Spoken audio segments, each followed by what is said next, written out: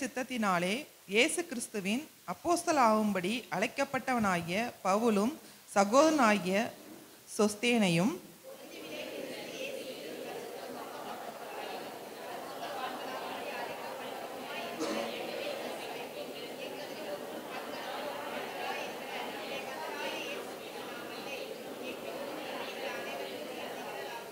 நம்முடைய பிதாவாகிய தேவனாலும் கர்த்தராகிய இயேசு கிறிஸ்துவினாலும் உங்களுக்கு கிருபையும் சமாதானமும் உண்டாவதாக.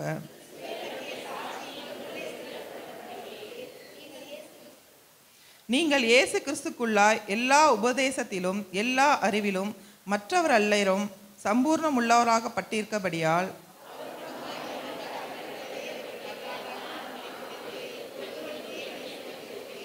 அப்படியே நீங்கள் யாதொரு வரத்திலும் குறைவில்லாதவர்களாய் நம்முடைய கர்த்தராகிய இயேசு கிறிஸ்து வெளிப்படுவதற்கு காத்திருக்கிறீர்கள்.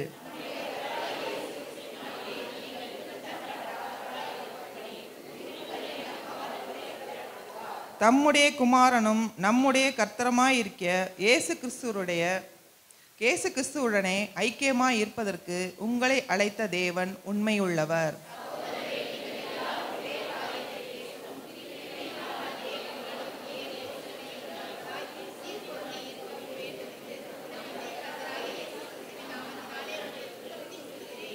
ஏனெனில் என் சகோதரரே, உங்களுக்கு வாக்குத்தத்தங்கள் உண்டென்று குலேவியாவின் வீட்டாரால் உங்களை குறித்து எனக்கு அறிவிக்கப்பட்டது.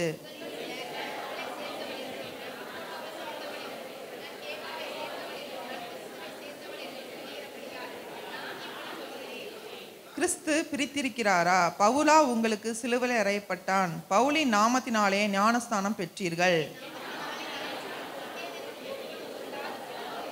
நான் கிறிஸ்துவுக்கும் காயுவுக்குமே அன்றி உங்களில் வேறொருவருக்கும் ஞானஸ்தானம் கொடுக்கவில்லை. இதற்காக தேவனை ஸ்தோத்தரிக்கிறேன்.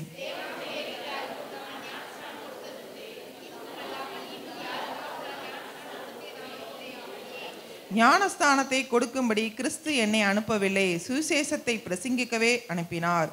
கிறிஸ்துவின் சிலுவை வீணாய் போகாதபடிக்கு சாதுரிய ஞானமில்லாமல் பிரசங்கிக்கவே அனுப்பினார்.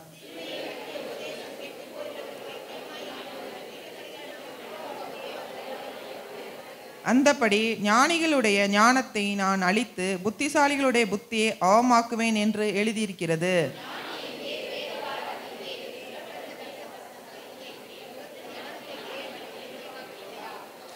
எப்படியெனில் தேவ ஞானத்துக்கேற்றபடி உலகமானது சுய ஞானத்தினாலே தேவனை அறியாதிருக்கையில் பைத்தியமாக தோன்றுகின்ற பிரசங்கத்தினாலே விசுவாசிகளை இரட்சிக்க தேவனுக்கு பிரியமாயிற்று. நாங்களோ சிலுவையில் அறையப்பட்ட கிறிஸ்துவை பிரசங்கிக்கிறோம். அவர் யூதருக்கு இடராளாயும் கிரேக்கருக்கு பைத்தியமாகவும் இருக்கிறார்.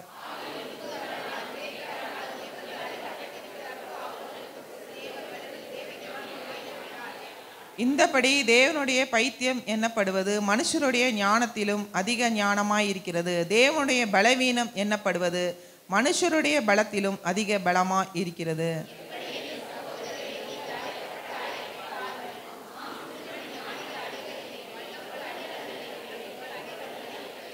ஞானிகளை வெட்கப்படுத்தும்படி தேவன் உலகத்திலே பைத்தியமானவைகளை தெரிந்து கொண்டார். பலமுள்ளவைகளை வெட்கப்படுத்தும்படி தேவன் உலகத்தில் பலவீனமானவைகளை தெரிந்து கொண்டார்.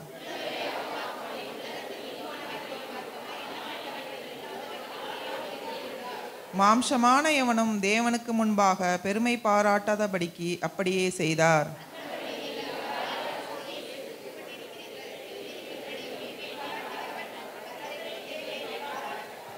எல்லோரும் சேர்ந்து வாசிப்போம். அவரே தேவனால் நமக்கு ஞானமும் நீதியும். ஆமென்.